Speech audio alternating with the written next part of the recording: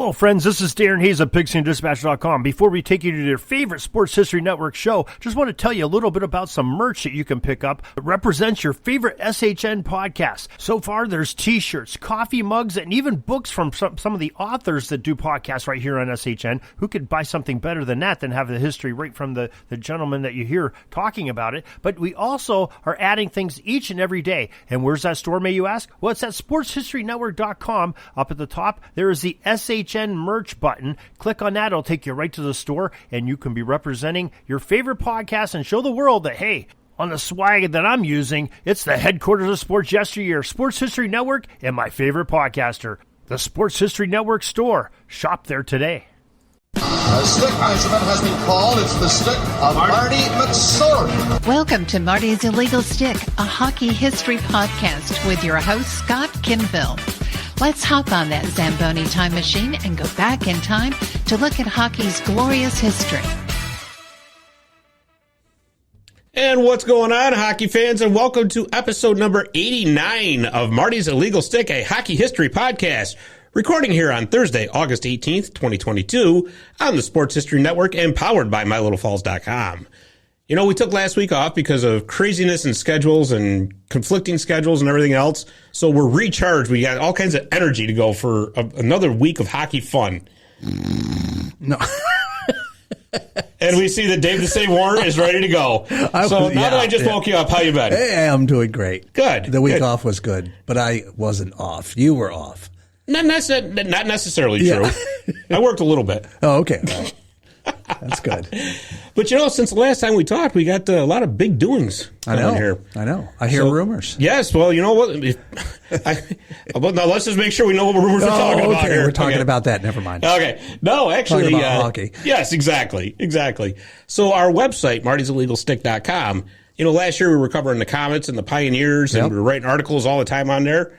Well, all the work we were doing on there for last year is now going to be on 315hockey.com. We are combining forces with 315hockey.com to basically be the go-to source for Central New York hockey. I like it. And we got another big announcement coming next week, but I don't want to overwhelm you. Yeah. I don't want to overwhelm you, so we'll just leave it at that. I can only handle so much at my age. Yeah, well, you know what? I don't want to have to, call 911 here. So it's no mouth to mouth.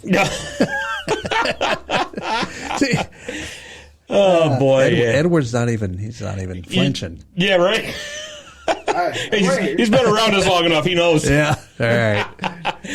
So, yeah, anything to do with Central New York hockey, the site is 315hockey.com. Check it out. I got a couple articles up there right now, along with, other articles that are going on in the off season. So, like I said, check it out. Now, a few weeks ago, we started what we call the Best of the Best series, in which we take a look at each NHL franchise, and it's going to take us a while to get through all of them. But what we do is, it's enough of that. Sorry.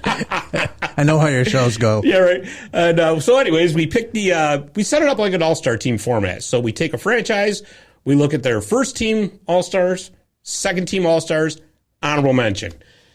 And this week, we have one of the most historic franchises in hockey lined up, the Boston Bruins. And to help us pick those teams is my longtime friend, the co-host of the On Thin Ice podcast. He's a hockey nerd just like me and a Boston Bruins superfan, Mr. Ed Stefaniak. What's going on? How's it going? It's going. How you guys doing? We're doing fantastic. Doing fantastic. Scotty, you ready for me to railroad you in B-League? Oh, yeah. Yeah, it could potentially get ugly. I'm getting old. You got to be careful with me now. I'm getting brittle. Listen, I'm pushing 30 now, and I'm pushing 30. Listen to him. There's no pushing at that age. Yeah, I know, right? You're cruising. I got news for you. If you think you're pushing, wait till you get to my age. Oh, boy. I know. I had to push him the other day. It was terrible. Yeah. Those crosswalks are hell in the wheelchair. Yeah. But, before we get started with the Bruins, that sweater you're wearing is pretty sharp. But it doesn't look like Boston Bruins colors. It looks like one of their old enemies. Yes, it is a Danbury Whalers jersey. It is from the Federal League. I've scoured the internet high and low to find this thing. They are no longer a team. They haven't been one in 5-6 years. They go along with Danbury hockey lore now because of the Trashers, and after that documentary came out, like everyone wants a little bit of Danbury hockey, and I had 10 games with the team. God, I was 19 years old now, 10 years ago.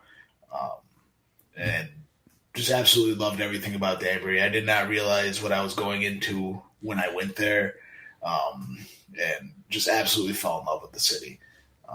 So when you hear, players like Kevin Todd say they like Utica and they want to stick around, you think like, why? Why would you want to stay? No, I figured it out because Danbury is just Connecticut's version of Utica, and I loved it there. And if I could have, I would have stayed. That is awesome. It is awesome. And apparently you said you played 10 games. You earned your money in an interesting way, didn't you? Yeah, I earned my money getting punched in the face. When I went to go try out with the team, coach, his name, now no relation, I might add. His name was Phil Esposito.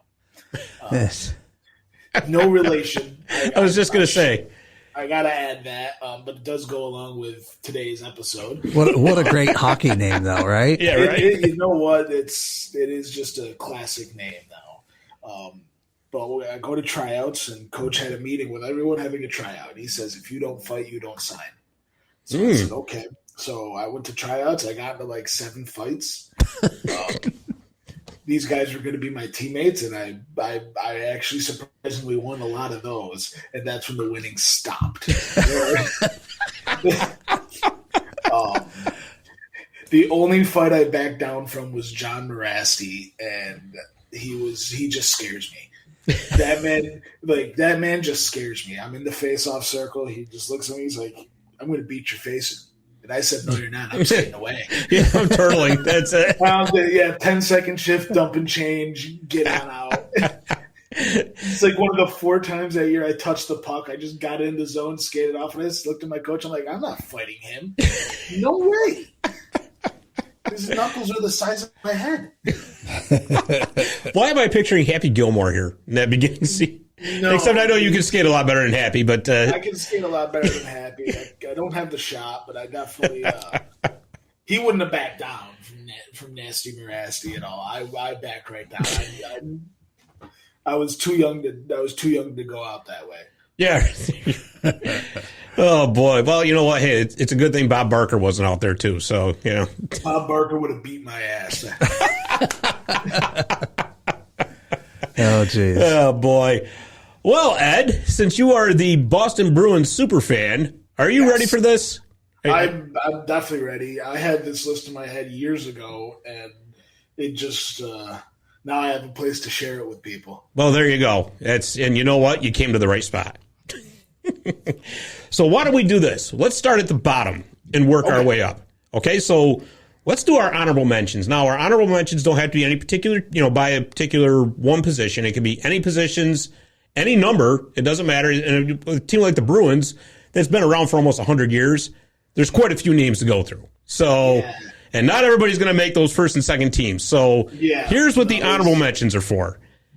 And so, my friend, I will turn it over to you. Who are your honorable mentions? All right, my first one, everyone is going to think it's a little controversial. My first honorable mention is Eddie Shore. Ooh, okay. I mean, the guy wouldn't survive in today's game.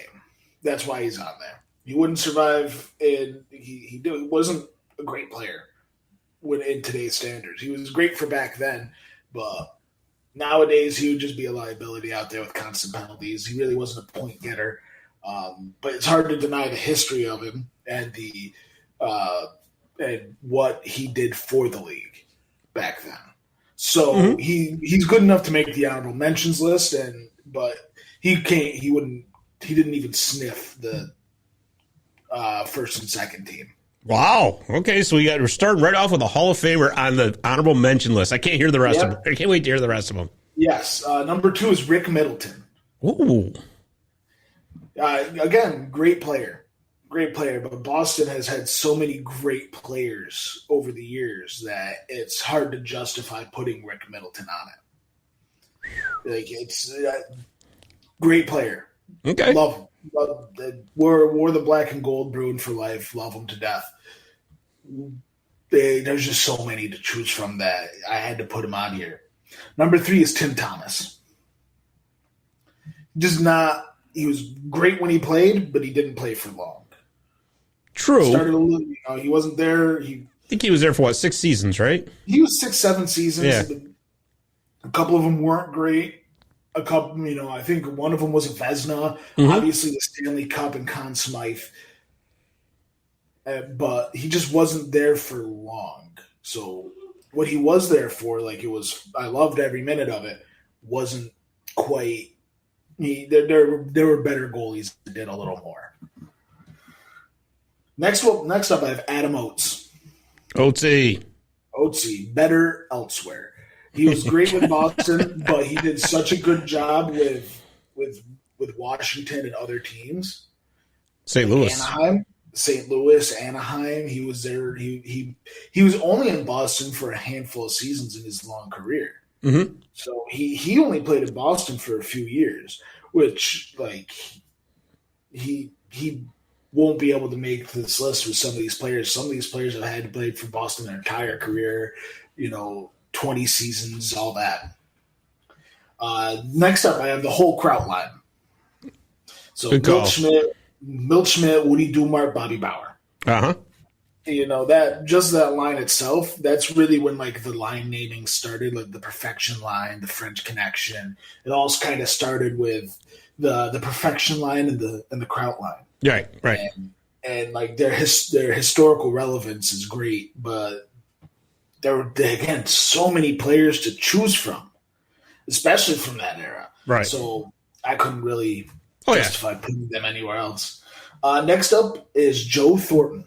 Jumbo Joe, the only player to win the Hart Trophy in the season he got traded. I know. So it's hard to deny that he's an honorable mention. The guy, I think he's the last Hart winner Boston had. But I think he's known more to be a Shark. I think he is known more to be a Shark. You're correct, but you know what? As a Bruins fan, I'm just glad to know we had him first. Yeah, that's a good point. And there are certain players I'm glad we had first. Phil Kessel is not one of them. I hate Phil Kessel with every ounce of my body. We add another banner. Here we go. It was just the moment John Scott tried to fight him, and he just absolutely axe hammered his ankles. I'm like, that's breaking the code. You can't do that. And my last one is Pasternak.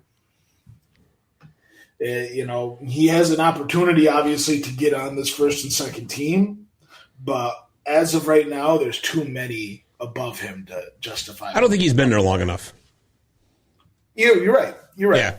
I think he's been there, 6 years now? Yeah, something like that. I mean, you're absolutely right, because I will tell you, and a matter of fact, before we go into my honorable mentions, I do want to say Adam Oates is a very interesting choice. And one thing I want to say about Adam Oates, for somebody who is so talented and put up the numbers that he did, it's amazing how many teams he played for. Yeah. I mean, he bounced around for somebody who's so talented. I can never figure it out. You would think that somebody like him would try to get locked up for a long-term deal. Right. The guy was just a wizard when it came to passing. You would think a team would be like, that's a valuable resource right there. Let's just keep him around. No, how many teams did he play for? He played for Washington, Anaheim, I think it was Boston, 7. St. Louis. Yeah. So many teams. Yeah, could never figure that out. Yeah, I can't. I don't get it. Unless he just did not like staying in one place and he just wanted to travel. Maybe he's just one of those. Maybe he's like one of those guys who likes to live in a camper and just kind of travels around instead of living in a house. I mean, when you make that much money, I don't know. Why not, right? Exactly. Yeah. Wish I could. Yeah, no, I wish I could do. All right, so here's my honorable mentions, and I'll start off with the ones that I agree with you on, okay? Okay. So Tim Thomas is on my list. Pasta's on my list. The Kraut line is on my list. And Adam Oates is on my list, too. But I got a few more to add. Okay. And I'll start with my goalies. Tiny Thompson, who was a Hall of Fame goaltender from the early days. Yes. Here's the thing about, and I've always said it's so hard to compare eras, right? Exactly. Especially when you're talking about modern day, going all the way back to the beginning. But I think that's even more difficult with goaltenders because of the obvious equipment changes, rules changes, whatnot. So just stylistic play alone. Yeah, exactly. So do I think that he would have been able to compete? Boy, I don't know. But, No, not a chance. But the numbers say in his era, and he's a Hall of Famer, that he deserves to be at least an honorable mention. And I also put Andy Moog in there because I know he wasn't a Bruin that long, but he did lead them to 2 finals. Yes. So I think Andy Moog is an enigma because he was so snake bitten, you know. Yeah.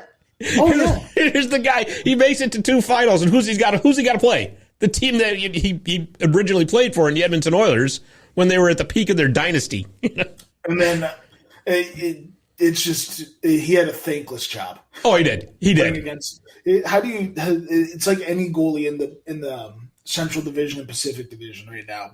Who are you going to compete with? McDavid? Right. You got to stop McDavid? Exactly. You got to stop Gretzky and Lemieux? Yeah, exactly.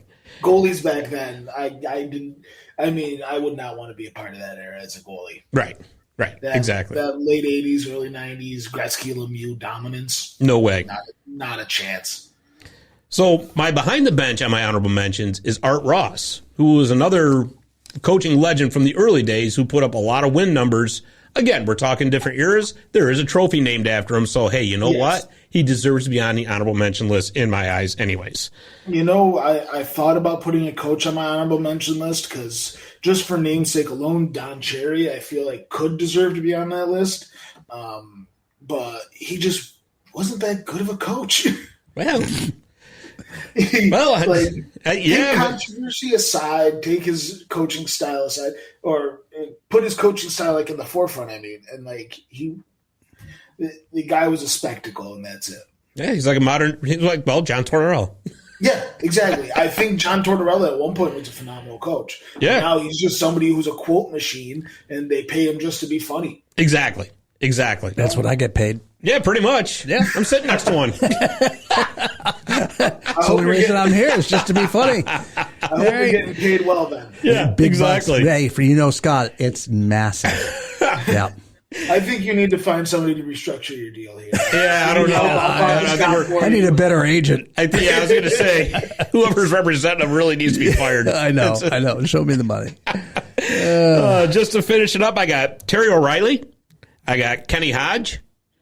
And one defenseman, and that's Zdeno Chara as an honorable mention, which I'm sure we're going to hear that name again.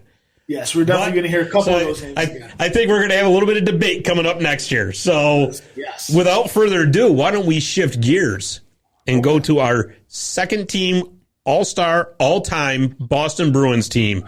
Once again, Eddie, I will let you lead off, and I want to know who is the coach behind this bench of this all-star team.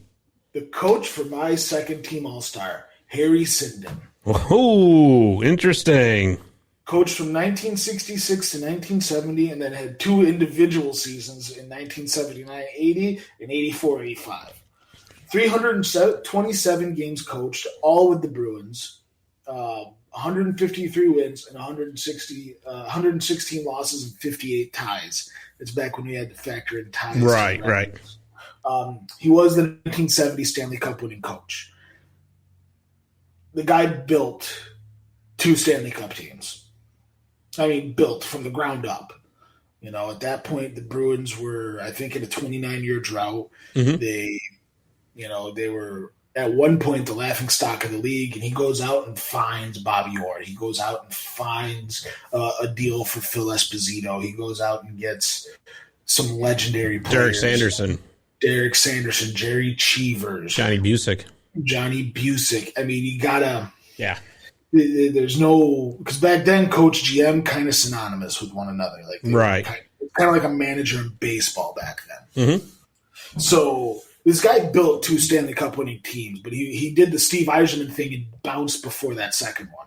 Yeah. Which, you know what? It's always funny about Harry Sinden with me. I almost forgot that he actually coached. I've always thought of him as because he was GM for almost 30 years, I think, right?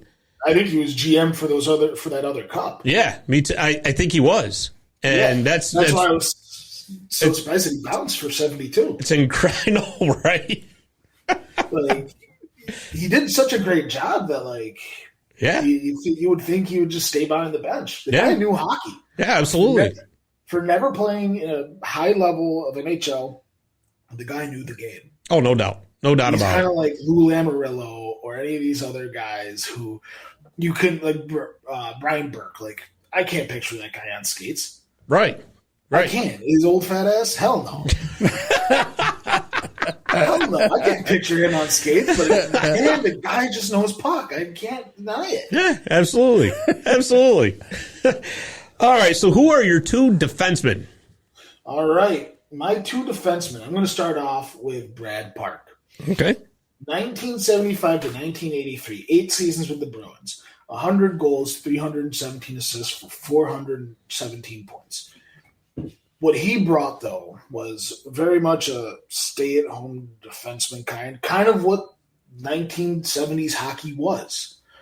You didn't have, besides Bobby Orr, you didn't have anyone to wheel the puck up. You didn't have a Drew Doughty, or you didn't have a Dougie Hamiltons and players who could handle the puck that well. So for being a stay-at-home defenseman, getting 100 goals in 8 seasons with the Bruins and tallying 417 points, it's hard to deny his offensive impact and offensive skill back then. Right. And what he did backstopping and helping the goaltender out and keeping the puck out of the net, he was a phenomenal defenseman. He wasn't really rewarded with a cup, but he was very much, staying in Boston for 8 seasons, especially back then, meant you were valuable in some aspect of the game. Well, and don't forget the pressure that he came in because he was part of the Phil Esposito trade. Exactly. So that was like earth-shattering at the time. The Phil Esposito trade was, I don't know how you traded him. I don't get how they traded him. I really don't understand that. I think that's one of the dumbest trades in hockey history. Yeah, maybe there was contracts that, stuff that we didn't know about at the time or whatever. But yeah, that was really shocking. But the thing about Brad Park is he was always so underrated. Yes. He really was.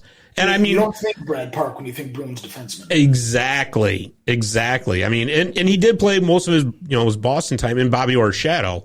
But still, he was so underrated. He was a part of that Esposito trade, and he followed up the Bobby Orr years. Right. When he was in Chicago. The guy had a fit, he was out there and everyone just getting micromanaged. Right. We wasted an Esposito trade on you. You're not Bobby Orr, and the guy shined. Yep. The guy was so good. Exactly. Who's on the other side? Zdeno Chara. I had a feeling you were going to say that. Again, when you hear Boston Bruins defenseman and you think of two people. But you can't deny Zdeno Chara to be on this list. I think Zdeno Chara, who played 14 seasons, the majority of his career so far with the Bruins, and I believe it's going to be winding down soon. His career, he's older. Yeah. The league's getting nothing but younger, so it's hard to sit there and say he's going to be a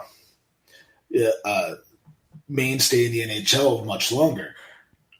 But 148 goals, 370 assists for 518 points. The guy was a Norris candidate almost every year.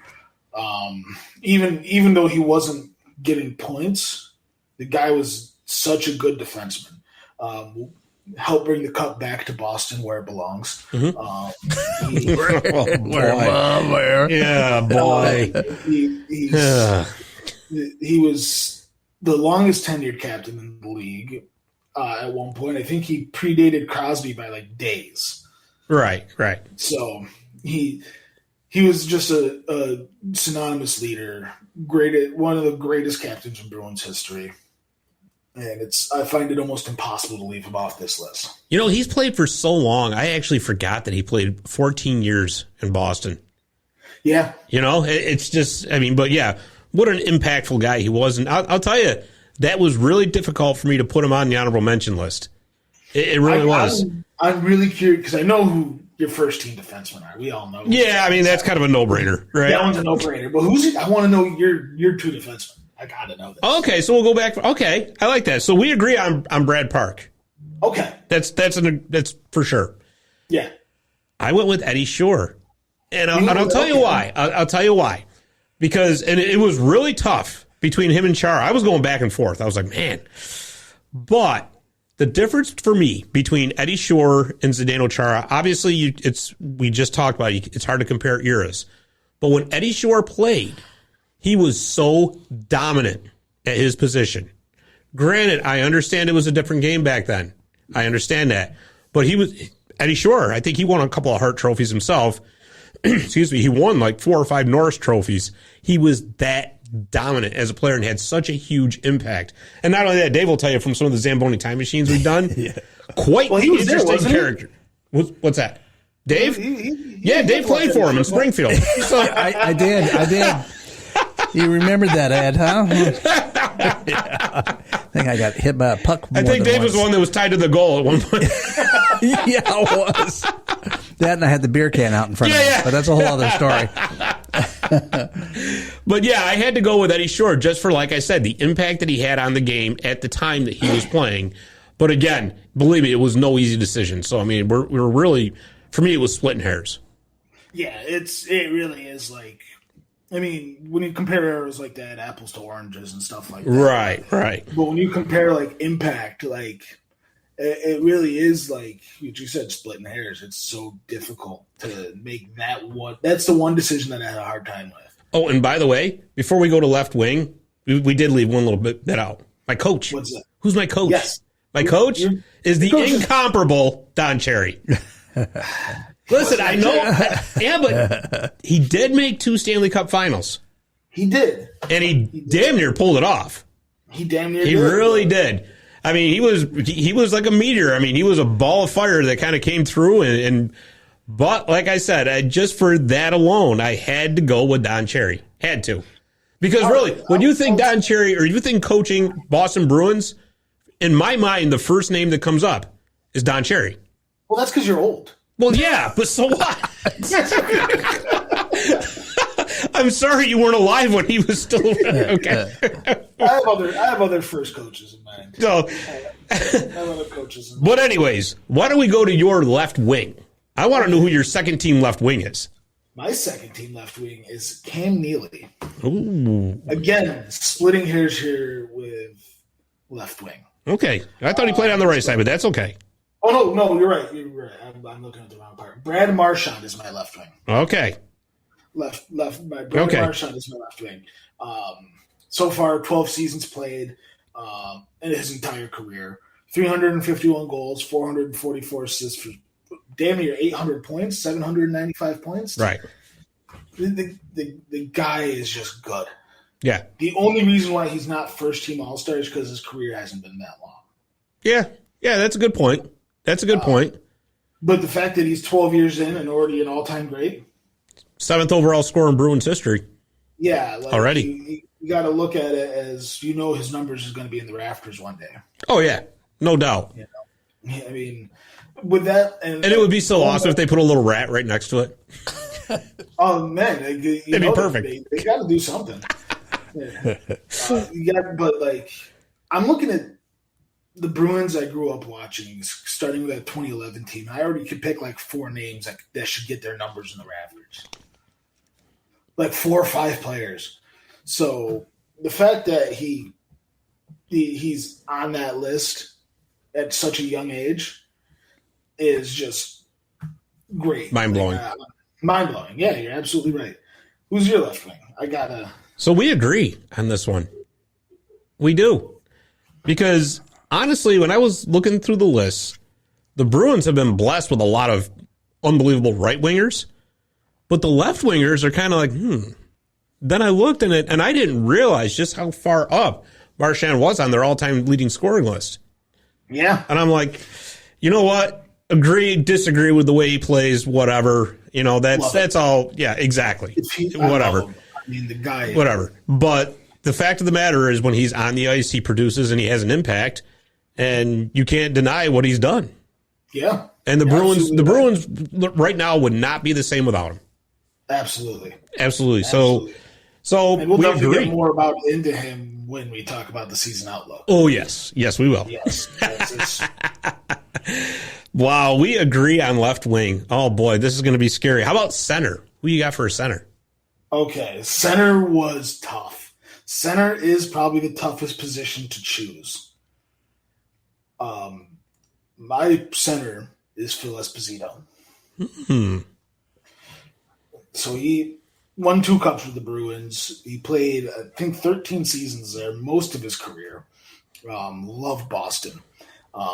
There was a story I heard from an interview from him when he got traded. Bobby Orr was the one that broke the news to him.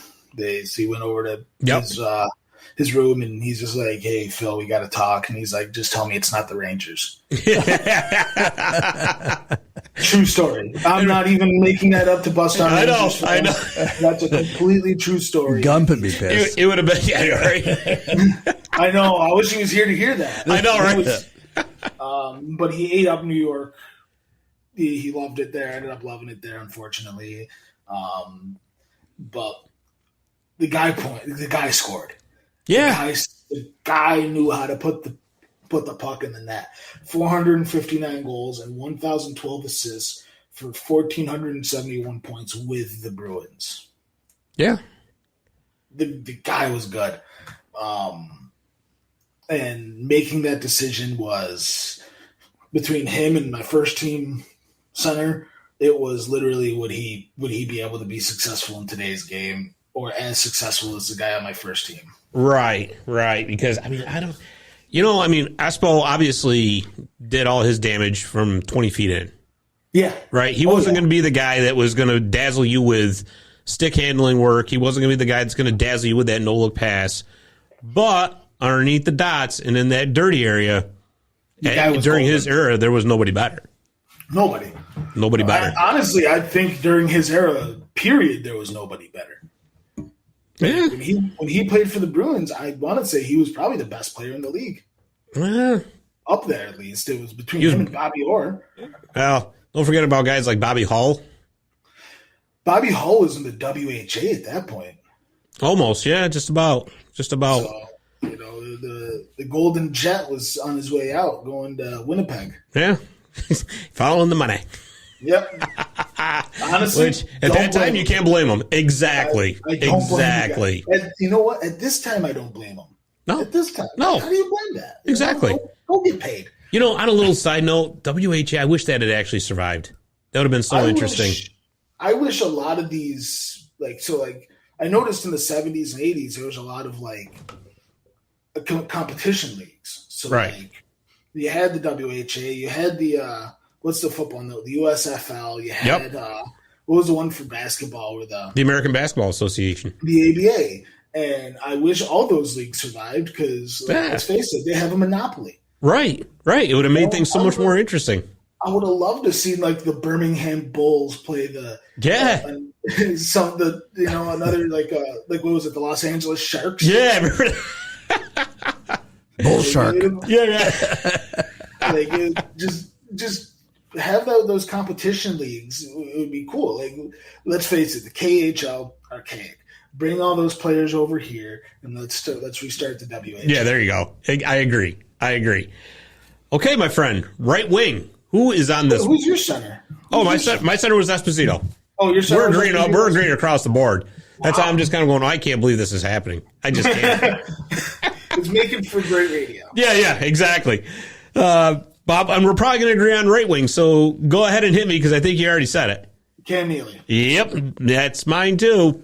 Yep, 10 seasons. Obviously, every opportunity in the world to be on that first team, but injuries and Ulf Samuelsson took that away from him. I hate Ulf Samuelsson. I was just going to say, that's why I was starting to laugh. I'm like, oh boy, here comes a tirade about Ulf Samuelsson. Yeah, Ulf Samuelsson is the dirtiest player in NHL history. Wow. To me, there's no dirtier move than the knee-on-knee. You know what? You just gave me a fantastic idea. Dave, you know what we got to do? No. We got to do a Dirty Player Hall of Fame show. That's what we got to do. Are there enough people Eddie for Shore, that? Ulf Samuelsson, Brad Marchand, Tom Wilson. Claude Lemieux. I love Tom we got to get Jeremy back for that one. Yeah, here we go. Tom Wilson's one of those players that you hate because he's not on your team. Yeah, exactly. Same thing with Brad Marchand. If Marchand was the LA King, exactly. Complain about him all you want, but you certainly That's for you, Jeremy Roberts. Just for you. It's always handy. That's the thing. I love Tom Wilson. I just wish he was a Bruin. Yeah. I hate him because I love him. Exactly. Yeah, I got Cam Neely too. And you know what? He's another one of those guys. You forgot he was there for 10 years. See, I think a lot of people remember him obviously as a Bruin because he was there for a majority of his career. He started off in Vancouver. Yeah, and that was another brilliant Harry Sinden trade. Because they traded away Barry Peterson, who had like one great season. Yeah. Sold while the stock was high, you know. Yeah. And then Barry Peterson kind of faded off into obscurity, and Cam Neely became a superstar. Yep. And, I mean, I want to get my hands on one of those Flying V Canucks jerseys. Yeah. So I need one. You know what? Back then, everybody thought they were so ugly, but they're so classic now. Oh, my God, they're so ugly, but I need one. I'm surprised you don't have one, actually. Honestly, it's because I hate the Canucks so much. Jeez. 2011 really, like, I hated the Comets because they were associated with the Canucks. Yeah, but you won. Listen, they were such sore losers about it that it made it unbearable. You mean to tell me you didn't like enjoy how sore they were? How sore losers they were. Listen, I remember watching the Bruins lose the 2019 Stanley Cup Final to the St. Louis Blues, and I didn't put a single hole in a wall. Well, there was probably too many already there, wasn't there? No, there wasn't. Oh, a couple from shooting pucks, but nothing malicious, right? Yeah, there you go. There you go. Nothing malicious. They destroyed a whole city. I know. How do you? You want to talk about the ultimate meltdown? My God. Where was Ilya Brozgalov and that? Just going, why you have to be mad? It's just a game. He was hidden. And like, I look back and I kind of like a little bit of me, like, I'm glad Boston won. It's the only cup I've watched Boston lift. But I wish Roberto Luongo got one. Yeah. He would have been Bobby a nice Lou. one to have. I think that's what's going to make him a second ballot Hall of Famer. You know, he's going to have to wait a little bit. Right. Okay, so we're just about in total agreement on this second team All-Star. Who is between the pipes for you? Jerry Cheevers. And we're all the way across the board. I can't believe this, except for one defenseman. Except for Chara. Except for one defenseman. But this one was tough, Eddie. This was tough. I don't know. It was. For me. It's a little boring when you guys agree. I know, right? Oh, man. Like I said, it makes for great radio. Putting Jerry Cheevers on second team was tough because of the two cups. And the mask. And the mask is iconic. Yeah. I mean, I'm actually, I want to get that mask tattooed on me. So. Just wait a second. Oh, I thought you meant you were going to get the stitches tattooed all over your face. No. There's only one spot that mask would fit. I don't know. We want to see it. Scott will see it in the locker room. Yeah, I know, right? Thanks, you just walk cursed in me. there, pants down. Yeah, too much information. Thanks, Dave, because you just cursed me to something I will never be able to unsee in my entire life again. Thank you very much. I appreciate it. No problem. Get in the bat with That's why I'm here. You're such a pal. Yep.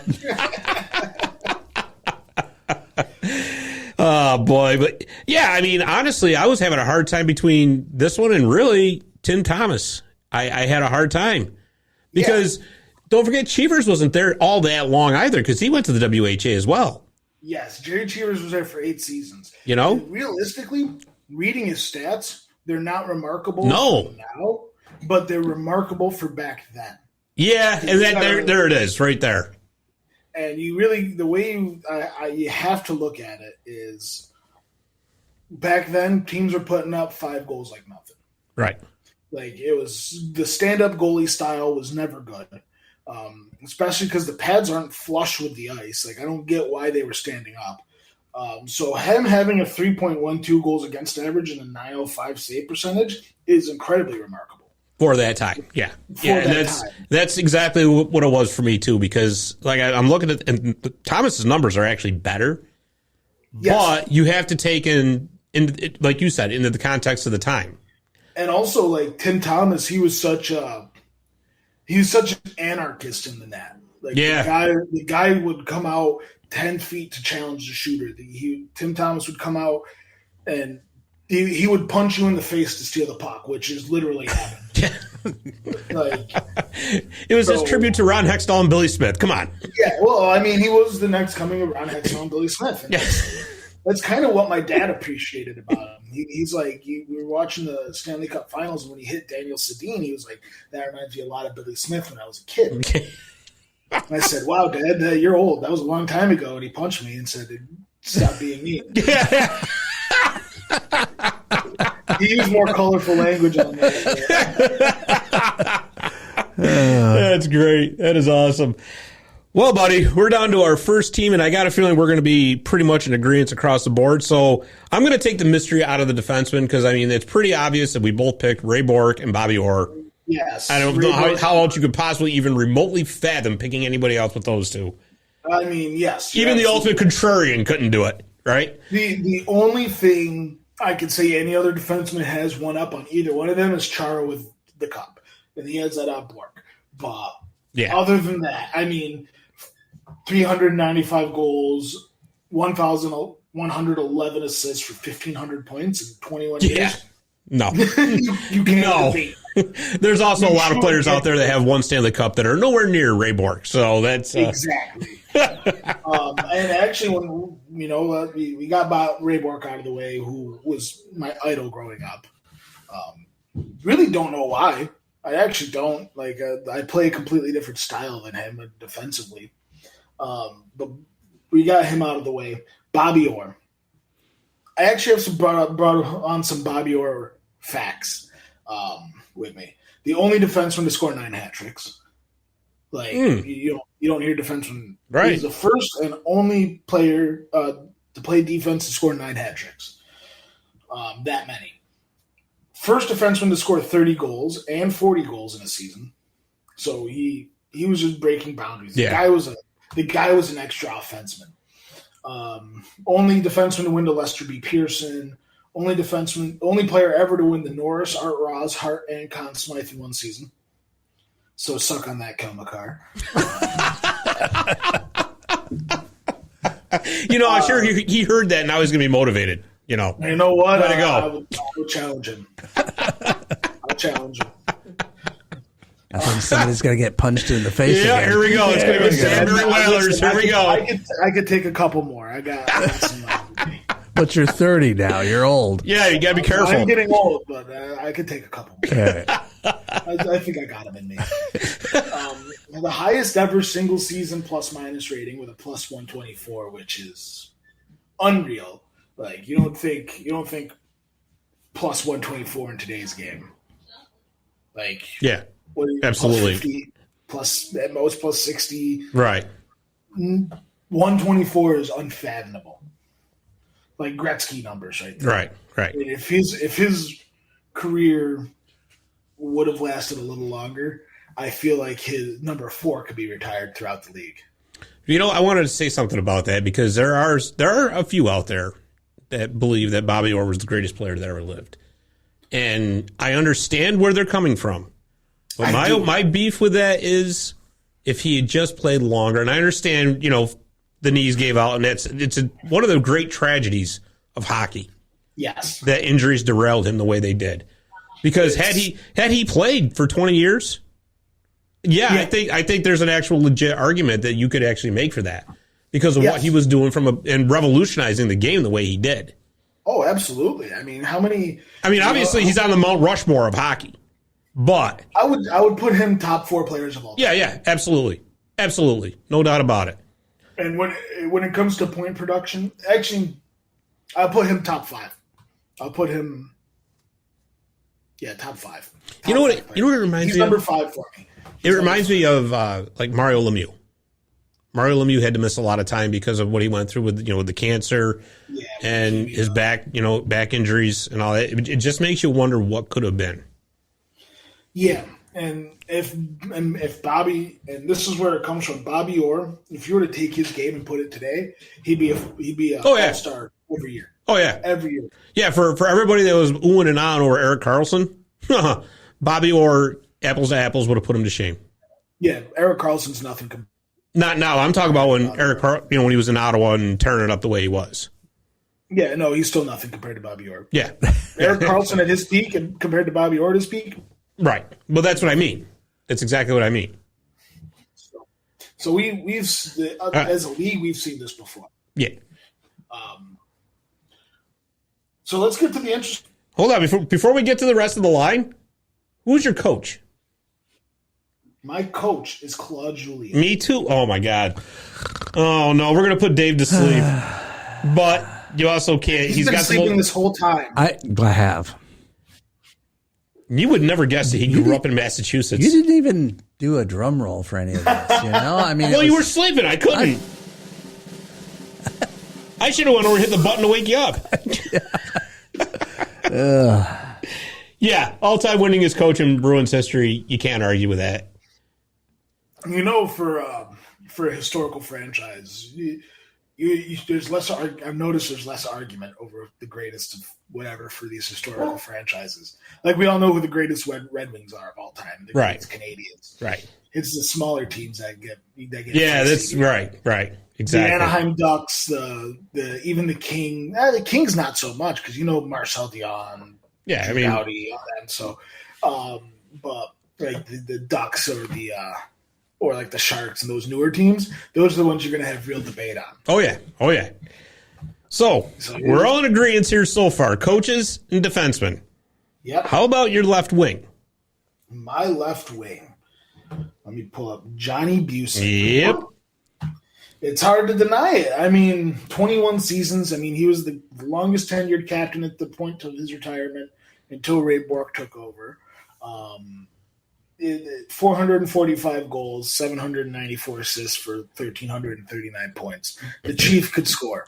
Second all-time leading scorer in Bruins history. Yep. Yeah, yep. I don't think there's much doubt about that one. No. That was the no-brainer of, almost in the same breath of, Orr and Bourque. It's like, who else are you going to put in that spot? Yeah. I think the debate really comes with centers because Boston's only had like a few good centers. As a matter of fact, you know what? Since we both agree on left wing, why don't we go to that? Patrice Bergeron.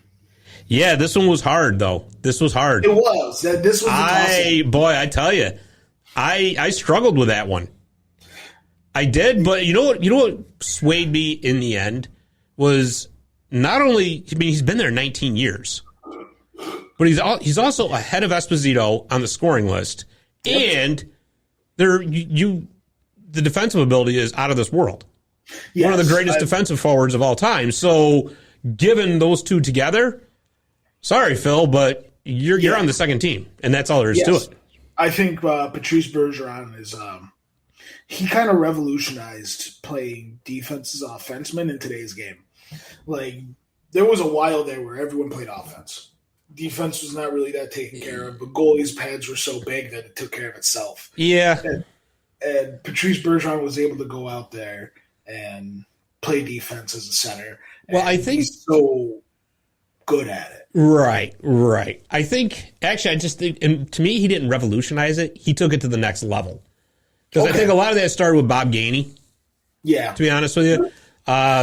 Taken over by Guy Carbonneau for a while back in the day. Even Steve Kasper, who was a Bruin. Didn't quite have the offensive abilities, of course, but when the Bruins played the Oilers or the Kings, when Gretzky was there, who was assigned to shadow Gretzky? It was Steve Kasper. Yep. So, but no, I totally get what you're saying. Totally get it. And like I said, the entire body of work, there it is. Yeah. The guy can score. He can play defense. He's just the all-around probably. When you think of hockey players and you think of Wayne Gretzky's and stuff like that, you know them for points. Yeah. You know them so when you think of an offenseman, you think of them as points. And Patrice Bergeron's one of those players that you think of who's a defensive, right, shining star defensively, right. But he also has points. So like you can't really.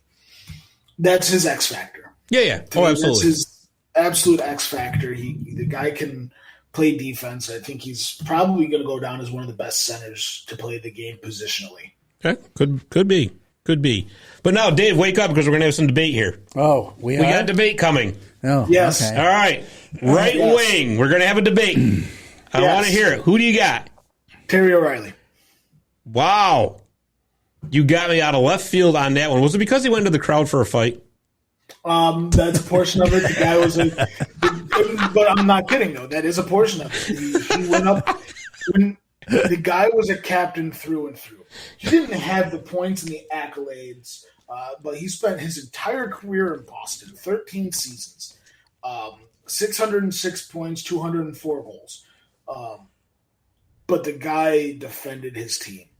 And in that era, that 70s, 80s era, which is like the era of the enforcer, he was the baddest.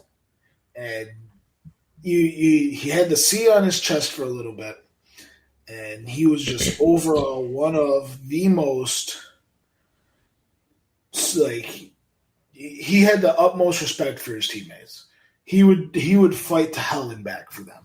So you can't make a team like this, combining eras like this, without putting one of the greatest defensive players of all time when it comes to defending his teammates. I mean, and honestly, I thought a couple times during the 88 finals he was actually going to come off the bench. You recall he was the Bruins coach. Yeah, I thought he was going to dive over the boards a couple times, but that's... would that have surprised you? No, not at all. So mine is Rick Middleton. I respect the Rick Middleton. Because it's like I was saying to you earlier, right? When you look, and honestly, I did miss one on the honorable mention was Wayne Cashman as well. Yep. I did miss that.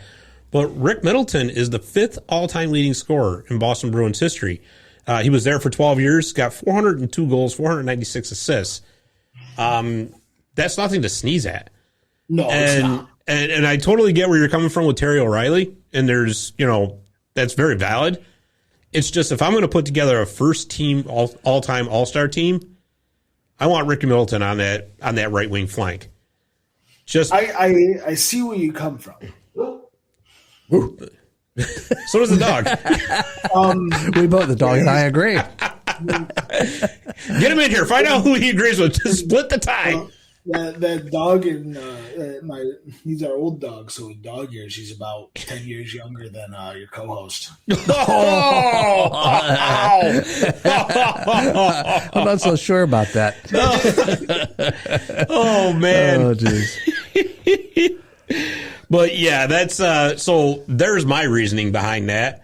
Again, it's all beauty's in the eye of the beholder, as they say. So like my main aspect of putting Terry O'Reilly on this list is you think of Bruins, you think of big bad Bruins. You think of them going up against the Broad Street Bullies. You think of them going up into the crowd of Madison Square Garden and fighting Rangers fans and not even Rangers players, and they're all just sitting around looking at each other dumbfounded that this is happening. So you can't have this list without a big bad Bruin. I mean, the biggest, baddest of all time. Right. Well, that's Terry, so when I was a kid, I had the Rock'em Sock'em, Don Cherry Rock'em Sock'em VHS. Because my dad had them, and I would watch them all the time. So still got them. Still, yeah. Oh, yeah. They're somewhere in my parents' attic. But you don't think Bruins without thinking Terry O'Reilly, without thinking Bobby Orr. Yeah. And, even when Marty McSorley almost beheaded Donald Brashear, you can't think of Bruins without thinking of that. Right. True enough. Okay, so I think we're going to go back to the land of agreeing here, though, because now we're going to go to our all-time Bruins goalie. And let's just say it at the same time. Ready? 1, 2, 3. Tuukka Rask. Yeah. There's a reason why I have a Tuukka Rask poster folded out or rolled up in my hockey room at the house. There's a reason why, Tuukka Rask is my all-time favorite goalie. Winningest goalie in Bruins history. Everyone calls him a choker, when really there was a lot of things that why they lost those 2 cups that wasn't Tuukka Rask's fault. Yeah. Yeah. You weren't getting there without Tuukka Rask. No, not at all. Even the 2011 Cup, you weren't getting there without Tuukka Rask because he was able to backstop Tim Thomas when he needed it. Right, exactly. And if you look at the overall body of work and the overall numbers don't lie. No, not at all. Numbers don't lie. Yeah, you got to go with them. Yeah, no doubt. Yeah, no, Tuukka Rask is I think he goes down as a top 5. Not top 5, no, far from that. Probably top 20 goalie of all time. Could very well be. You obviously will have the Bruder, the Waugh, even Marc-Andre Fleury. You could kind of snake up there in the top 10.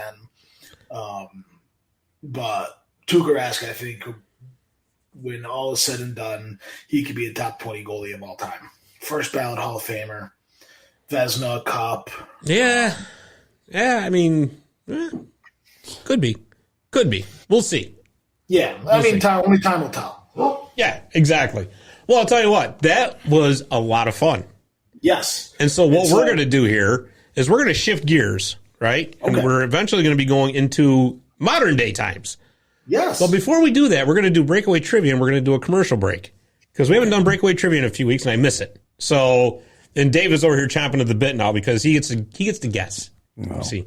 So, anyways, Breakaway Trivia for this week, and this is just for you, Eddie. I want to know, how many times have the Boston Bruins been in the Stanley Cup final? The answer when we come back. Visit My Little Falls and stay connected with the latest news, information, and events in the city and the area. Our mission is to generate interest in the community and connect residents in a more meaningful way by facilitating deeper conversations about how these stories will shape the future of the Mohawk Valley. Join thousands of weekly visitors who stay up to date with feature stories, interviews, videos, our event calendar, and print publication, the Mohawk Valley Express. It's about timely local news for the community, keeping citizens informed about important issues, telling about the people who live and work here, and giving locally owned businesses the opportunity to reach a very targeted audience of locals and tourists alike. It's a whole new form of media-rich content developed specifically for today's mobile lifestyle and listeners. You can download our iOS app in the iTunes store, listen to our country music streaming radio station, or sign up for a weekly newsletter. Stop by today at mylittlefalls.com. You'll be glad you did.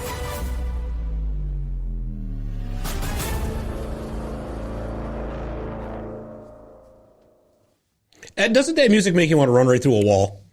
Yeah, actually, that music was pretty intense for Little Falls. It is. I'm telling you, it just reminds me of Rocky every single time. I can't help it. It's like a bad sports movies song. You know what we got to do? We got to get footage of like Dave running down Main Street with a bunch of kids chasing him. To close that out with. No. That would only. I like that idea. That'd be awesome. Yeah, as long as you said downhill. Downhill. Well, just for you, we'll go downhill. Downhill. Yeah, that'd be all. We'll have you run from like that Stewart's all the way down to like the M&T Bank. Yeah. Yeah, okay, I could do that. Stopping would be an issue, but yeah, that'd be the best part. Just watch him roll down the hill. It could be worse. We could have you start over at the baseball field and have you. Oh, jeez. No, hell no. No, we need to get a wagon out for that. Yeah, no, not going to happen. Okay, Breakaway Trivia. I'll give it to you guys one more time. How many times have the Boston Bruins made it to the Stanley Cup final? Before Eddie answers, Dave, go ahead and just throw a guess out there. 12. 12. Okay. Eddie. 11. You're both wrong. Actually, you sold your team short. It's 20. What? They made it to the finals. Yeah, because they didn't have. That's because back in the day they lose to Montreal every other year. Yeah, pretty much. So. Yeah, but at least I was one closer than he was. Well, I guess this is we're going to split hairs, you know. Yeah, all right. I'll take any hair I can get. You won, and the price is right. And you're the poor guy said you could run downhill for the commercial, and this is the way you treat. I didn't say the word run, but I could go downhill. I did though. No, now you're going full on. Yeah, I'll be the one carrying your camera, so be careful. Yeah. Oh, jeez. I'll give Scott a car. Yeah. Give me a car. Be like the XFL. Yeah. Just the Skycam. That was nuts. Man, didn't like it. Didn't like the drone coverage either. No, thought it was annoying. Well, that's because you weren't doing it.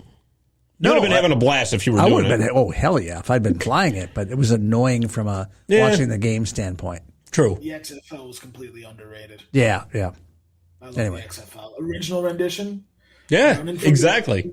Running from to the goal line, just colliding it, just absolutely insanity, dump trucking each other. That league created CTE. Yeah, pretty much. Oh boy. Well, Ed, we are on the eve of a brand new hockey season. Yes. Where all 32 teams in the NHL, all 32 teams in the AHL, everybody all across North America and the European world all have hopes for a brand new season and a championship in their respective leagues. Yes. Being the Boston Bruins super fan that you are, tell me, how's your season looking? We're not making the playoffs. We're missing the playoffs by a few points. Wow. Honesty. I like it. So tell me why. Well, starting off the season real weak. Marchand injured, had surgery. McAvoy injured, had surgery. Grzelcyk injured, had surgery. Those three being out, two of them in like high key pieces. Like, I mean, right now when you think of modern day Boston, you think of those two of the players. Grzelcyk, I put him in a little bit lower of a tier. Currently, my favorite Bruin is Matt Grzelcyk personally. But those three being out is just, it's railroads the season. Mm-hmm. You're losing two key point contributors right there. You're losing a key defensive defenseman. You can't have a season like that. Right. I mean, we're already, I think even with LTIR, we're, I think, $500,000 over the cap, so you got to shed somebody. And I think that's going to be Craig Smith. And that's not even getting into the goalie situation. Yeah. I think last year's signing of Linus Ullmark was garbage the day it was announced. Well, 5 years. That's a little tough to swallow. 5 years, $4 million a year. Like that's a bit. If they got him maybe for 2.5 to 3, I wouldn't be so upset. But that's a lot of money for a goalie that's going to become a backup. Right. So I think Swayman's going to be the starter unanimously. I mean, the kid's good. The kid's phenomenal. You got to give him that. You got to give him that net. And Linus Ullmark, I mean, he was good for Buffalo standards. Yeah, Ullmark is one of those goalies who is a really good 1B. Yeah, he's a really good 1B, but you don't play him against rivalry games. Right. You'll play, like I don't mind watching Ullmark play against teams that I don't care about. Like, let him play the Blue Jackets. Yeah. There you go. Let him play the Panthers. I don't mind losing to them. But when we're playing Toronto, the Rangers, the Islanders, Pittsburgh, I want Swayman in that. Yeah. But I can see Boston at the very most. I mean, we saw the Eastern Conference last year. You needed 110 points to make the playoffs. So Boston may get 95. But we're in a different era now where you need 110 points to make the playoffs. And the biggest part of the problem is, too. Oh, I'm sorry. I didn't mean to cut you off, but just wanted to interject real quick that everybody in the Eastern Conference, it seemed, got better. Except for the Islanders, who couldn't do anything in free agency. But yeah, the Islanders got worse. Boston stayed still. Do I think Columbus made enough changes to overtake some of those spots? Not quite. I personally think Columbus is going to miss the playoffs. Also, same margin with Boston. But now with Johnny Gaudreau there, you're going to see players want to go there. Yeah. With Patrick Laine staying, players are going to go there. With Boston, we need to re-sign Pastrnak first and foremost. We got to get that contract done because without Pastrnak, we're not going to attract any big name talent. Right. Not one bit. Without, with Bergeron being at the tail end of his career, the re-signing of Krejci, who's already on the tail end of his career, which I love the fact that they brought back Krejci. Yeah. But a year gone from Boston, a year gone from the NHL, and a year just in the Czech League. I mean, you can't assume, but nothing but the guy got a little worse. Well, that's the thing too, Ed, because I mean, I know a lot of Bruins fans, and I see a lot on social media where Bruins fans, a lot of them automatically when Krejci was coming back and Bergeron re-signed, well, that's it. There's the team we got. We're going to the Cup. And I'm like, far from that. Yeah, you definitely needed Bergeron to come back. I mean, I wonder how much longer he's going to be able to maintain this level of production with Bergeron. But with Krejci, it's like, oh, our second line's set now. And I'm like, well, hold on a minute. He's almost 40 years old. And he's been out of the league for over a year. And honestly, and I'm not trying to take anything away from the guy, but he wasn't that great in the Czech League last year. Well, you're talking about a step down from the NHL. I could only assume he kind of mailed it in the Czech league. Like, he won a cup. He got his name on it. Mail it in. Yeah. Well, boy, that's going to be awful hard to catch up to that pace of play again, though. The league has done nothing but got faster in just 1 year. Right. You know, you're seeing, who's it? Austin Matthews had a 100-point season. David Draisaitl. All these players are having 100-point years. I mean, the whole line in Calgary got the whole first line. They each had 105 points. Yeah. Krejci's in this league right now. Krejci's a fourth line center. Yeah, I think there's a lot of truth to that. To be honest with you, I really do. And I was even saying, in our season end last year, teams like Boston, and again, no offense, but they're not getting any younger. It's the same thing with Washington, the same thing with Pittsburgh. And honestly, I don't know if Pittsburgh really did the smart thing by bringing the whole band back together. I think they had a real opportunity there. I would have probably brought Letang back because defensemen are the hardest to replace outside of goalies. See, I would have. But to bring Malkin back, I don't know about that. I would have thrown Letang away like a used napkin. No, I'm not kidding though. Like, Letang is a incredibly injury prone player. I mean, that's true. Concussions, hip injuries. Yeah. It's not his fault. If he was 100% healthy, he'd be the best defenseman in the league. But he's also 35 years old. And he's a little older. Malkin, he's starting to become injury prone. Right. So bringing the band back together is nothing but fan service. Just like bringing Krejci back to the Bruins is nothing but fan service. I mean, there's a lot of Bruins fans who were around for 2011 who grew up loving Bergeron, Krejci. Sure. And like I could off the back of my hand, I can name that whole 2011 team. Right. You never forget that. But I don't think it was the right thing to do. As a GM, Don Sweeney has been nothing but a disappointment. Right. Botched drafts, poor scouting, coaching changes that completely flabbergasted me. Like the way he handled them, I didn't like. What's his name? It's on the tip of my tongue. They just fired him. Oh, Cassidy? Bruce Cassidy. I didn't care much for his coaching style, and listening to other interviews with players who were played for him saying he's a complete dirtbag, I believe it too. Right. Like just judging by the way he carries himself and stuff like that. But I don't like the way his firing was handled. It just seemed very unorganized and hodgepodge. Yeah, exactly. It was the team right now is put together by duct tape and bubble gums because of the injuries. At some point we have to look at it and say, is Don Sweeney really the best choice? Right. Like, yeah, he's no Lou Lamoriello. At least he made a couple signings, but he's not good for the organization. He has a vision that fans don't agree with.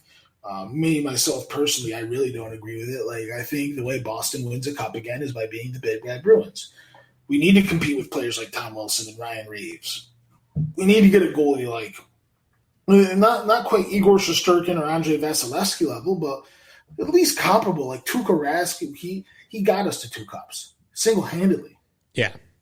Tim Thomas won us the 2011 Cup. Like, it's hard to deny the fact that Boston isn't an offensive powerhouse. Well, the worst part is there's not a lot coming through in the prospect pool.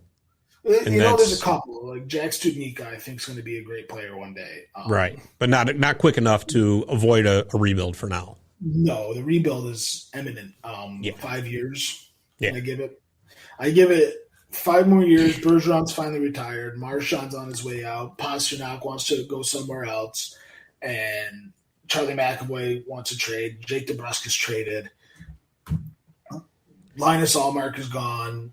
Jeremy Swayman is probably the last piece there. And let me ask you a question. We can. This is how we can basically put the bow on it. I mean, the Pasternak situation. If the Bruins are offered a knock their socks off deal for him, do you pull the trigger and just say, you know what, we're going to collect a bunch of assets right now, and we're going to start the rebuild. We're going to start rebuilding this core. You don't do it. Not quite yet. You push in all, but let's say he wants in the neighborhood of 10 million, 11 million a year. And won't sign for anything less. Honestly, I think he's worth it. Okay. Honestly, so like where I believe this year is going to be successful is that top line when Marchand's gone. I believe that top line should be Bergeron, Pastrnak, Taylor Hall. And I think you're going to see Taylor Hall have a bounce back here. I think Taylor Hall is going to start gaining some confidence back and start burying some pucks. Bergeron's an assist machine. Now he has two people to pass it to. And you're going to see Pastrnak. I think you're going to see Pastrnak compete for the Rocket Richard this year. That's the bright spot. Yeah. Everything else is dark. Yeah. You're going to see them squeak out. They're a team that's going to win 3-2. Yeah, they're going to have to win games 3-2, 2-1. They might get one shutout all year. And it'll be Allmark. No, not in the least bit. It'll be against a team like the Sharks or the Ducks who are in rebuild mode, right? Or it'll be in the Coyotes barn, because that's what it is now. It's literally just a barn. Gym. It's a gym. Yeah, it's a gymnasium. Boy.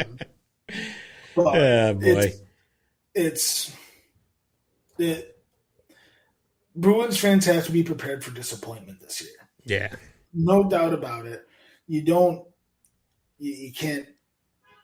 It can't be all sunshine and rainbows every year. Right. And who knows? Maybe when Marchand and McAvoy and Grizzly do get back, I think they said they'll be back in late January. If you're sniffing around, maybe you can get in. You know, maybe you could squeak in a wild card spot. They're going to be on the precipice of in and out. Like they're very much. Like the saying is, you're on the outside looking in. They're going to be pressing their face against the window. That's how close they're going to be, because the good team, the bad teams got better, but not much better. Right. You can't do. Johnny Gaudreau can't play the whole season in Columbus. You can't play him 60 minutes a game. Right. But the bad teams got a little better, and the good teams just stayed stagnant. And I think Boston's going to be competing with Washington for that final wild card spot. Yeah. Backstrom's injured for the whole year. Right. Backstrom's Ovechkin, their core's getting just as old. So it's going to be a throwdown at the end of the season, Washington, Boston, for that last playoff spot. And well, it's going to be fun anyway. It's going to be fun, and honestly, what I think one might push Boston over on Washington is the fact that Washington doesn't have a goalie right now. I know, right? Well, they got Darcy Kemper. I know. That's another one of those, boy. He better be worth that money. Yeah. But Darcy Kemper's he's an enigma. Yeah, no doubt. No doubt about that right there. When he's good, he's the best. Yeah. When he's off, he's off. Well, my friend, you are planning on a trip here in a couple weeks. Yes, 3 weeks from now. Heading down to sunny Miami. Yep. Tell us about it. Miami. So there is a tournament called the Amerigo Lat-Am Cup. It is all Latin American teams. I'm playing for my mother's home country, Chile. Cool. It means a lot to me. I mean, I know being from Central New York, you don't really get a chance to put a Team USA jersey on. Sure. You know, so like obviously growing up, that's the goal, is to wear this jersey. Right. But the opportunities just weren't there. Scouts don't come down here.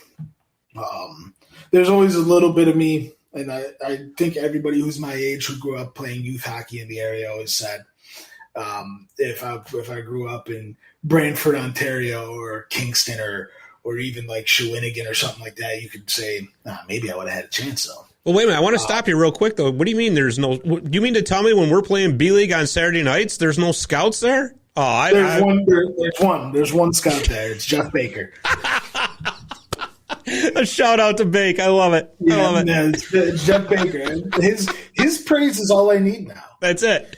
Yeah, if Baker comes up to me and said, "You had a good game," I know I had a phenomenal. He is the oracle of the B League. Yes, he is. He is the chosen one.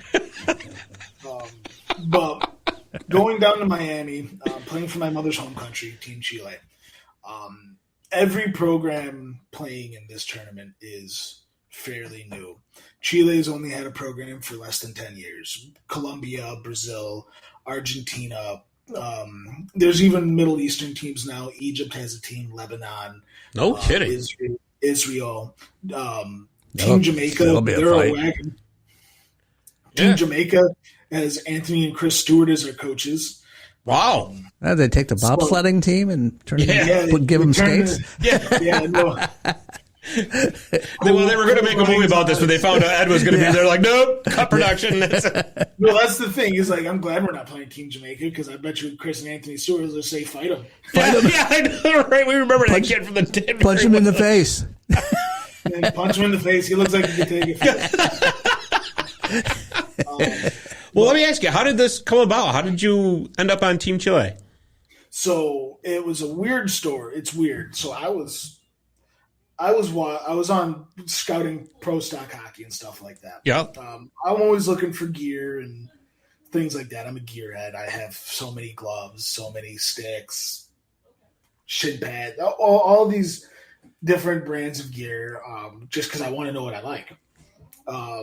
So I was scouting. I found a Team Chile hockey bag. Oh, that's cool. I said, that's random. I'm like, that's like unusually random. So I didn't buy it because it was like they wanted like $200 for it. Right. And I'm like, I just got a brand new bag like last year, so I'm like, I can't do it. I can't justify it. So I looked into it. So I looked into Chile hockey and I found the website. So on the website I looked at the roster and things like that. There was like 10 skaters. Really? There's like 10 skaters at that point. We have a few more. And I emailed them. I just shot an email out there. I was over at my parents' house, and my mom obviously speaks fluent Spanish. Mm-hmm. So I had to write the email out and email the coordinator. Yep. Hey, I've been playing hockey my whole life. Where do you guys play? Like, if I'm ever down there again, I'd love to bring my bag and just play. And they emailed me back stating, hey, this is where we train for this tournament every year. It's an IHF qualifier. Wow. So no kidding. It's like low level. I mean, these guys are C-League players. Yeah, but still though. So I watched. They emailed me on the email. They sent a link to one of the games on YouTube, and messaging me being like, "Hey, tell us what we need to focus on." And I'm just like, "Yeah, well, I'm a defenseman, so like I'll break down defense, but I'm not going to touch offense. Not touching that with a 10-foot pole. I don't know anything about it." So I broke it down for him. I sent it to them and I said, what are the chances of me playing? And I said, if you could get documentation that your mother's Chilean, you're on the team. So I got my mom's birth certificate, faxed it over to them, and got the proper documentation that I'm Chilean, and they welcomed me with open arms. Nice. That's really up, yeah. So it's one of those things where it's like, in the grand scheme of things, I know it's just another hockey tournament. And I'm going to play it to win. Like, I'm telling these guys on the team, like, I have a group chat. I started a group chat with just all the defensemen. Mm-hmm. And I sent them bullet points of stuff to watch out for. Like, I'm watching their games, taking screenshots of things that I see wrong. Watch out for this. Hey, we need to focus on this. When you guys are practicing down south, like, watch out for backdoor. They're gonna make him a coach. Yeah, no kidding, right? Yeah, make him assistant coach. And honestly, there's a couple other Americans on the team. A lot of them just started playing 10, 12 years ago. But there's another American on the team. His name's Kevin Palma. He's been on the Chilean team for a while. In fact, I would say he's one of the reasons why I got started, because his family moved up here. He went to college, played hockey his whole life up here, and his family down south realized, oh wow, this is a good sport, and they started doing it down there. They started they got gear and got ice. Nice. When we're down there playing. So he's on the team, and he's a great offensive player. Kid can put the puck in the net. I would say out of that whole tournament, he's one of the top tier players. And me, I'm one of the older guys on the team as a rookie. So it's tough for me to justify me saying I deserve all this ice time. I haven't been there. I'm the new phase, but him and I kind of talked and we're like, listen, we both know the game. You talk to the offensive players. You do what you got to do. I'll talk to defensive players, and we'll get the ball rolling on what we need to focus on, because we're down there. I'm down there to win. That's awesome, man. That is awesome. It's great that I'm playing for Team Chile. It means a lot. I'm getting my mom's maiden name as the back of the jersey. Really? Nice. Yep. That's really cool. Yep, I'm getting my mom's maiden name because my family, my cousins, are planning to come up for it. My aunt and uncle, they're going to be in Europe for it, but they said if they knew about this sooner, they would have just said, screw Europe. They're going to go to Miami and watch some hockey. Yeah. But it's full contact, so I haven't played full contact in years. Oh boy! Punch to the face. But what Scott knows, I try to make the B League as full contact as I can. Yep. Yeah, we've had a couple of yard sales. Oh my God! I hit Timmy Hughes last year by mistake. And I crossed the poor guy. Him and I went for a puck and our shoulders collided, and I just derailed him. I felt so bad. Well, God, there's that one time you and I collided in pickup. Both of our gloves went flying. We're both kind of laid out, guys, looking at each other. Did you throw down on him? No, we were both looking at each other like, what happened? You put I didn't see him. He didn't see me. Just bang. Whoa. If I recall, our shoulders collided, and the chin strap on my helmet broke from the collision. So to get a new chin strap buckle. Yeah, it's one of the highlights of my beer league career.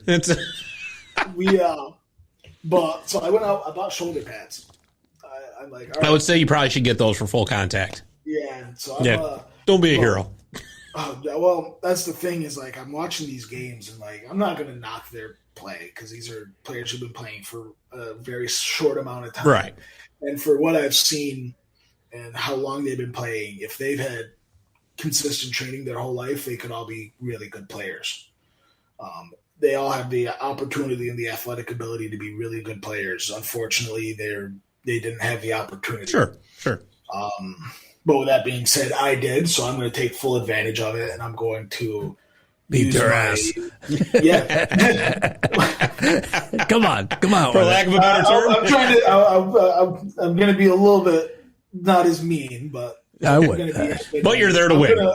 I'm there to win. I'm not there to make friends. I'm not there to talk to an Argentinian or a Brazilian or somebody from Honduras and be like, hey, we're alike. No, I'm going to be there. I'm going to tell them I'm going to rip your head off.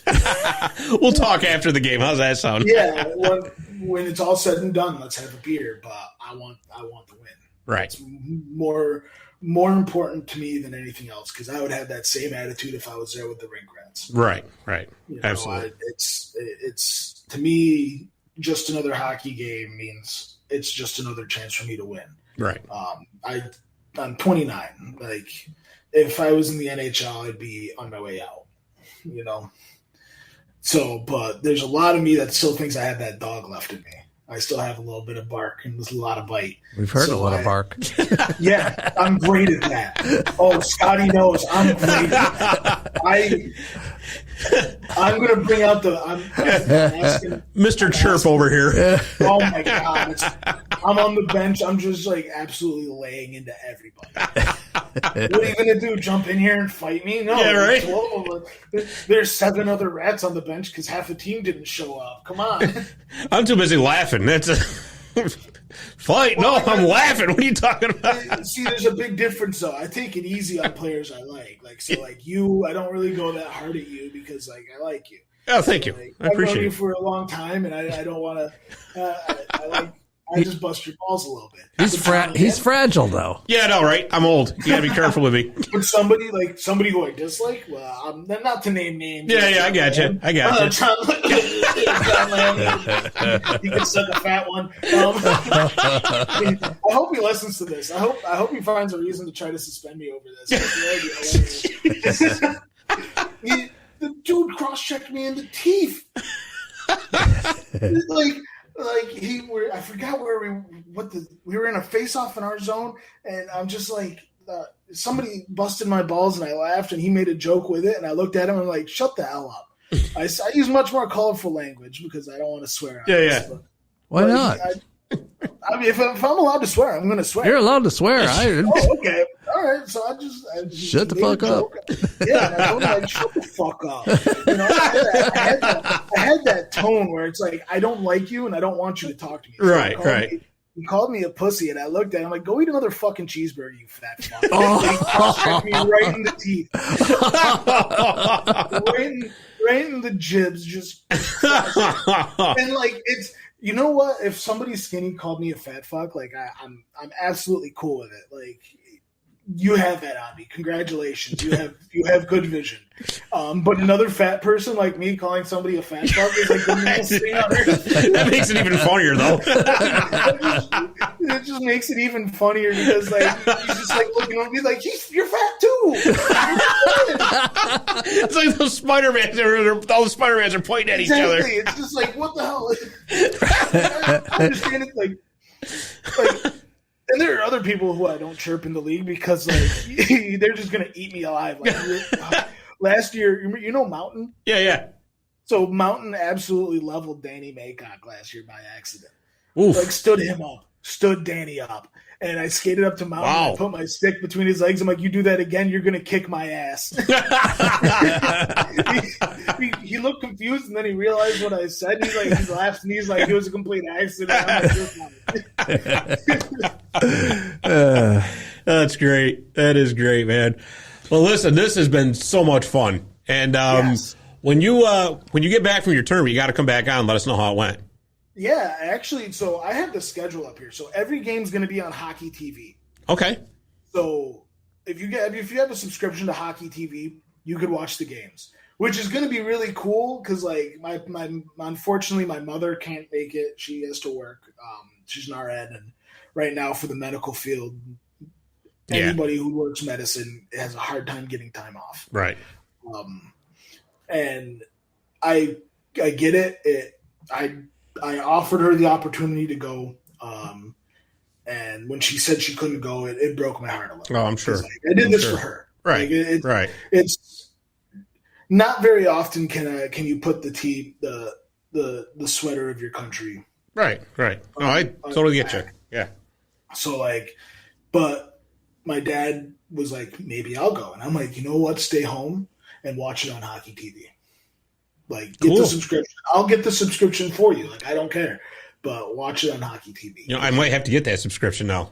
Seriously. It's like $30 a month. Right. But, like, you have Swedish leagues, German league, like, all these other leagues. I think every NCAA game's on it. Nice. So there's a lot of hockey on that. Obviously, Hockey TV. But it's just games. There's no documentaries. There's nothing like that. It's just games. Which is great because, like, I love watching hockey. Right. Like, even at work, like, when I have a little bit of downtime, I'm watching hockey. Yeah. There's nothing else I watch. So, if you get Hockey TV, every game should be on there. I'll just read off the schedule real fast just to kind of let people know when I'm playing. We actually start off the tournament at 8:15 a.m. on Wednesday, September 14th against Mexico. Oof. Which early game. Yeah. Wow. Yeah, early game. My flights actually had to change because of it. Our next game is Thursday, September 15th, 4:45 against Brazil. By the way, all these are being played at the Panthers practice arena. Cool. Very cool. So 3:30 p.m. I'm sorry, 3:30 p.m. is the next game against Brazil on Thursday the 15th, September 15th. And then Friday, September 16th, we have a 10 a.m. game against Argentina. And being a Chilean, that's the most meaningful game right now. Right. You know, you're playing your neighbor. It's USA, Canada. Only it's Chile. Only it's like South American soccer. I hate Lionel Messi. I hate Argentinian players because they always find a way to play Chile, and like I get it. So that's like our rival, my personal rival. I've been to Argentina. It's a beautiful country. Too bad all their players are ugly sons of bitches. Fat fuckers with cheeseburgers. Jeez. No, that's we just got banned in Argentina. Great. No, that's just B-League players. I'm going to bring out A-game chirps. I'm gonna straight up just disrespect them. My game plan, and I told the team this before. I told the coaches. I said, "Listen, nobody defends me," and they're like, "What do you mean nobody defends me?" And I said, "Because I do shit that just absolutely just pushes buttons. That's what I do. That's what I do best. I push buttons and I draw penalties. I may take a couple here and there, but I'm not going alone. I may take one, but one of theirs is coming with me." Right. So I said, just let me push the buttons, and if they punch me in the face, no one comes in to help. I can handle myself. I'm a big boy. I've done this before. So they're like, okay, they haven't been around much. They haven't really watched hockey that much to know what I mean yet. Right. Well, they'll find out. They're going to find out. And that's where, like, I take my playing style from players like Brad Marchand, Tom Wilson, Howe, players that I grew up idolizing and players that play now that I love. So I'm going to take every second I can to just piss off every other player in my division. I'm just going to I'm gonna just turn every key and push every button. It's what you do, brother. Yeah, I'm great at it. Yes, you are. You certainly are. Well, Eddie, thank you for coming on. This has been so much fun. And like I said, we are definitely going to do this again when you get back. Yes. Definitely. I may, you know what, that Thursday night, I may just pop in. Yeah, absolutely. Just send me an email, and if I have time, I'll pop in. Sounds like a plan, brother. I like it. Thursday game, like I said, is at 3:30 p.m. So maybe I'll bring my phone on the bench and stream a little bit. Hey, there you go. We'll get live coverage. Yeah. That'd be awesome. That'd be awesome. All right, well, Ed, again, thank you so much. That was a fun time putting together the Boston Bruins all-time list. And as always, you can find us on Facebook, Twitter, YouTube, Instagram, the whole works. And, of course, at sportshistorynetwork.com and at MARTY'SIllegalStick.com. So for Ed Stefaniak, for Dave Warner, I'm Scott Kimball. Thanks for listening, and we will see you next week on Marty's Illegal Stick, a hockey history podcast.